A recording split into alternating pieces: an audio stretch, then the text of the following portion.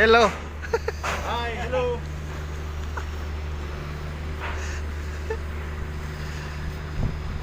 For this video guys, naglalagay sila ng plastic support spacer to para hindi dumikit yung bakal sa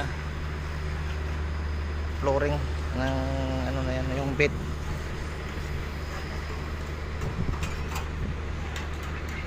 Nalagyan nila para paglagay doon sa bagong gawa direkta na buusan na kagad. So 3 table pala yan yung gagawin nila. Bali 6 yan, dalawa kada table.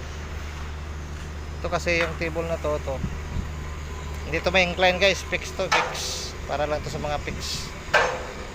3 din to hanggang sa dulo.